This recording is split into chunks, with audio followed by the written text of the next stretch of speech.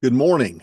I'm going to go ahead and get started with today's Zoom session. As usual, it is being streamed live on the class YouTube channel, and it is recorded there for students to watch whenever they want. We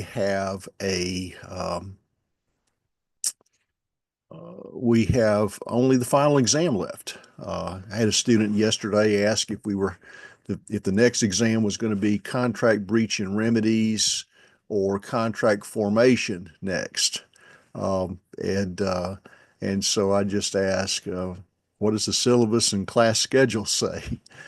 Folks, you've got the information. I don't change the exam dates and things of that nature, unless you are given an announcement in advance, and even then the schedule is revised to reflect that. So no, we're not going to change and take part of the final exam off and make a new weekly exam. We only have the 10 weekly exams, and that's all we have. And then we have the final exam. It works out to a perfect 1,000 points when I allow you to drop the two lowest grades from your weekly exams. So instead of 1,000 possible points from 10 weekly exams, you only have 800 possible points.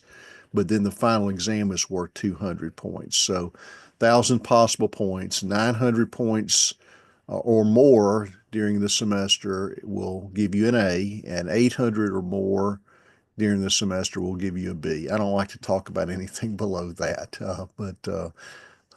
and that includes everything, bonus points and whatever. You just add them up and you'll see.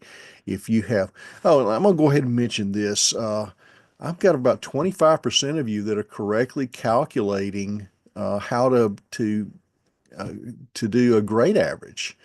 Folks, it's not that hard. Uh, the uh, the example that I gave on the bonus was uh, with a student who had missed a couple of exams and then had a couple of low grades. And all you do in a situation like that is, instead of the two zeros for the two missed exams, in that case, the student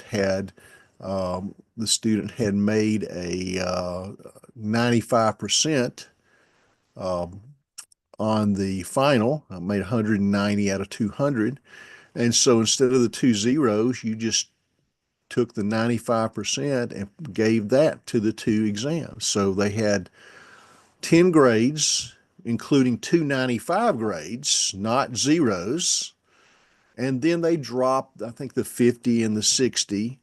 I think that's the two lowest. And then you added up all the points, including the final exam and including the 95s, and you divided it up.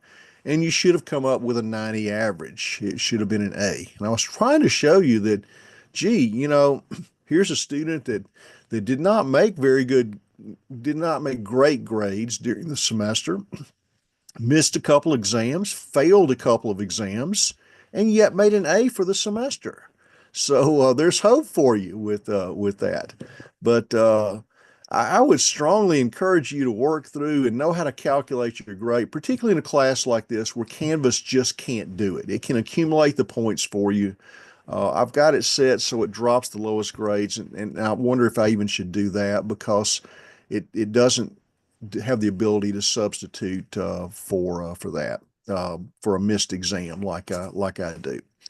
Um, First of all, I want to go ahead and tell you that I'm going to add one more Zoom session because this one is going to be more of an overall kind of view of where we are and what you need to look forward to on the final. And then I'm going to have another one probably next week that will talk about some nuts and bolts of contracts law a little more. I haven't begun preparing the final yet, and I'd like to have some of that under my belt before I talk to you. And then I also know that uh, you just took the last exam on Wednesday, so you may not have started studying contract law just yet. Although I highly encourage it because there's a lot of material to be done with that. Um, the bonus survey. Thank you. That's the best way I can do. I know you were given bonus points for that, But there were no wrong answers, and some of you took the opportunity to give excellent feedback on it. What you liked, what you didn't like. I appreciated both. It's nice to know that students, that some of the things that I'm doing, students appreciate and think that it helps them understand the material and understand the law. And then it also helps to know where I'm falling short, or where I could do things better, or what I could do to help improve the class. I'm always open to suggestions all through the semester, and maybe I just need to have a survey for the class a little bit earlier. Some of it is not going to be able to help you. I get that, but it will help future classes, and they have you to thank for that. I will give another bonus, at least two more bonus opportunities before the final exam. So be on the lookout for that. Um, I took to heart the suggestions to allow more time for uh, for the weekly exams. I stretched it from 35 minutes to 45 minutes. I think for the most part, um, that worked well for students. The grades on the, and I haven't finished grading all the papers yet, but the grades that I have graded, the exams I have graded, were good. And there were a couple that weren't, but I had a whole bunch of mid to high 80s to 105, and I was really really pleased with that. I think you're understanding law, you're getting the idea, etc. Those of you who are using AI, and yes, I know who you are. Stop doing that, guys. Just stop. It's not helping you. I even received some feedback on the survey that was done entirely with AI. Come on. What do you like in the class? What could I do better? What would you like to see? And you use AI for that? You know, if you don't have anything, just say nothing, or no strong feelings, or whatever. But if you have something, go ahead and tell me. Don't have AI tell me. I see enough of that Chat GPT and Grok and Copilot and Perplexity and all those other things. I see enough of those every day. I don't want to see that from you. On the exam questions, I don't need two paragraphs of an answer with something. I'm grading the papers and I see some two paragraph AI generated answers. Um, when the answer was control, one word. Come on, folks. Read the material. It's not that much. Spend a few hours on the week. I think you'll enjoy it if you do. Okay. There's my praising and chastising all in the same boat. For the final exam, uh, traditionally I have between 30 and 75 questions on the final exam. It may just depend on if I get tired of writing them. I try to split it as equally as I can between contracts, the two contract sections, and the two employment law sections.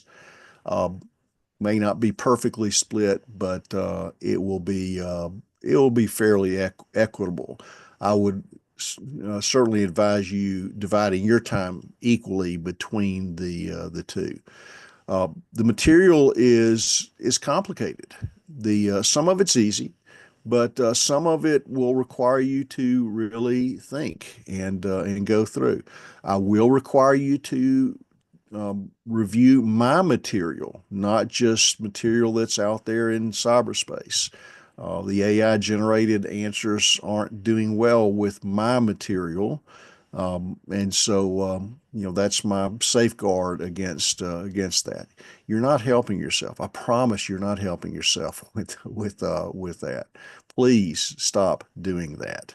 Uh, there's going to reach a point in your career when you get through college when all of a sudden the only things that you can do are things that AI generated answers can do, and when that happens, it's going to have, instead of you doing the job, AI will be doing the job. Or instead of you doing the job, it'll be a job where there used to be 10 people to do that job. Now they've got one. So you're going to have 90% more difficulty in obtaining a job that suits your needs. Being able to critically think is a skill that will work well with AI. AI should not replace that critical thinking skill. There you go. There's your dad, granddad, whatever um, piece of advice, unsolicited piece of advice for that. Uh, on contracts, be looking for, the minutia, the detail, um, what elements are there. There's a lot of that in contract law. I do a lot of contracts in my daily practice. That's primarily what I do. And making sure that a contract has all the elements is critical every day. And we have to litigate contracts where and I'm going to have some examples of some of those in the materials, which I'm going to add before the semester. So be looking for that as well. But we've had to litigate where an essential element of a contract was missing, or the consideration was illusory and a past consideration or something of that nature. Um, the Brian Kelly is the football coach, was the football coach of LSU, and they fired him. He is suing them, filed suit to enforce the buyout agreement. Well, guess what? Buyout agreement actually requires them to pay over time. They haven't missed payments yet, but they've indicated that they're not. That's an example of anticipatory repudiation because they're trying to negotiate some lump sum payment. Well, his buyout actually says they're going to continue to pay, I think it was 90% of his salary for the rest of the term of his contract if they fired him without cause. Of course, now they're saying that they may fire him with cause, and they haven't decided yet, and all that, which gives his lawyer grounds to file a lawsuit because he's saying, hey, um, they, while they may not have breached the contract yet, they've already told us they're going to breach the contract by these actions, and that's anticipatory repudiation. Those are the kind of things that you're going to need to look for on the exam, and it's not going to be easy. You have a lot of time to do that, and as I said, I'm going to throw another Zoom schedule class in here so you can ask me questions next week or thereabouts on contract law if you're having some difficulty with any particular area of contracts. And then of course there is a final Zoom class that's already scheduled. That's a couple of days prior to the final exam, and that's sort of your employment law Zoom class, as well as really any question that you have about the final, including contract law. I'll entertain anything that takes place with that. Um, let's see. Gosh, yeah, I just um, I'm looking. I've got some notes for contracts, but as I said, I'm going to try to avoid too much of the substance for this. This is just sort of an overview because you haven't really started digging into to contract law. But as I said, this is not like a weekly exam, guys. There's a lot of material that is a lot of material that is on the final exam. It's basically 3 to 4 weeks, I think, of material. Employment law is a little bit light in one area, and the contract is pretty substantive. Probably not as much as real estate 1 and 2, but it's pretty substantive. So you have plenty of time to study for the final exam and to study the material, but you need to have already started, or if you haven't already started, go ahead and start now because it will take that. And again, um, what I would encourage you to do is while you're studying, if you have any questions that come up, or gee, this mirror image rule is confusing, or the mailbox rule doesn't make sense to me, or what in the world is he talking about on a peppercorn, or what's the difference between a mutual mistake and a unilateral mistake in contract? If you have those kind of questions that pop up while you're studying, write it down, make a note. And my preference would be to help all your fellow students and classmates, and to actually attend the next Zoom class if you can. I get it that these things sometimes aren't convenient for you, but if you can, and ask those questions live during these Zoom sessions, and I'll do the best I can to answer it. If for some reason it's a question I can't answer, I'll tell you that, and I'll post something. I'll find out, and I'll post it on the announcements so that everybody can see. If you can't make the Zoom class and you still have those questions, feel free to ask me. You can. My preference on questions like that would be to drop me an email. Text message is great for a a quick question that something like uh, I lost access to my calendar right now, don't have my computer, and I really would like to know when the final exam is. Okay, if that's the case, I'll let you know. Now, if you just say, "Hey, quick question, when's the final exam?" I'll probably say, "Look at the class syllabus and the schedule. You should know. That should be on your calendar right away." But if you tell me you've got some issue, you're out of town or something, and just want to make sure because you're going through your calendar, make sure you've got it correctly on there, that's fine. Uh, some little thing like that would be perfect for a text message. But if it's going to require me to type out a three-paragraph answer or something like that, I'd prefer to answer it like this so that everybody can hear and I can talk about it and sort of work through it. And if you have follow-up questions, you can follow up. But if I can't do that and it has to be individual, then drop me an email. Let me be able to type out a two, three, four, six paragraph answer, whatever it is. I'll do it on my thumbs if I absolutely have to, but that's my last resort with that.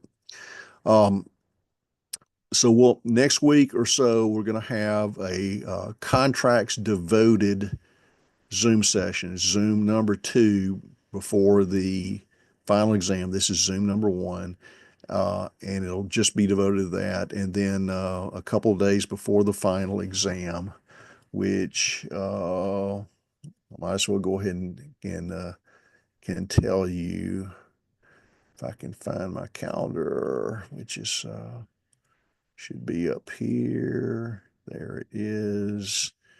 And I show the final exam December 10th, which is a Wednesday. I try to make all of them on a Wednesday. Um, I will have let's see, today's the 14th.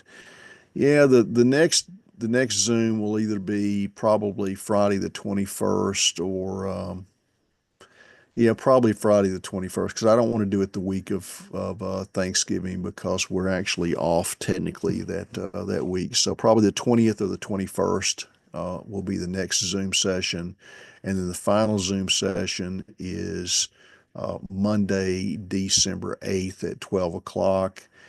That's a day and a half. Well, yeah, give or take, 2 days before the final exam. Um, and the primary focus on that one will be employment law. But again, I will be more than happy to entertain questions about contract law as well as questions about the final exam in general. go ahead and plan on the final exam. In the past, it's been an hour. I'm going to probably extend that to 90 minutes, maybe even 2 hours. So, look, if you're planning on taking the exam late, uh, make sure that you are online and taking it by 10 p.m. Central Time. I know I have students that are actually out of state, and so you might have to take it at 8 p.m. Central Time, your time, or whatever, if it's a 2 hour exam. I'm not saying for sure it's going to be 2 hours. And hopefully, if it's that long, it won't take you that long to answer it. But just be ready for that eventuality. It's due at midnight on Wednesday the 10th, and I don't need that to be done. I will go ahead and mention something else to you. If you know in advance, for whatever reason, you cannot take the final exam, the only option that I give is giving you an incomplete for the course, um, having you usually in January come back, me providing some alternative method for you to take a final exam of some sort, and then change the grade from an incomplete to whatever you earned in the class. That's the only option. It's not to take it early. It's not to take it late. It must be taken on the date that is assigned. There's no other option for that, but I will allow an incomplete if I'm notified in advance of some sort of valid reason for not being able to take the exam when the exam is scheduled. It is also the student's responsibility to get back in touch with me in January and to remedy that situation if the semester goes by, and there may even be a time before the end of the semester, but I think you've got till the end of the next semester to remedy it. If you do not, it automatically turns into an F. Okay. Are there any questions about what I've said today? And I'll entertain a question. If you've already started studying and you have some questions concerning, um, and you have questions concerning contract law, then feel free to go ahead and ask me.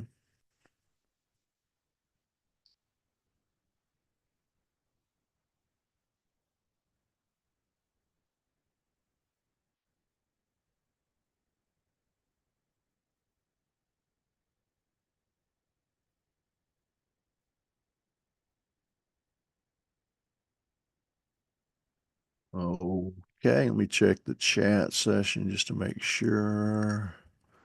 Yeah, there's nothing that is here. So, not having any questions, I'm going to go ahead and end it today. Thank you for my student that appeared today. Um, if there's anything I can do to help you in the class, please let me know. Be looking for two things coming up very quickly, three things coming up very quickly. One is a scheduled new Zoom session, probably Thursday or Friday of next week, and we're going to focus on contract law and some things to do with that. Number two, um, some additional material. I'm adding some additional material that is subject to be tested on.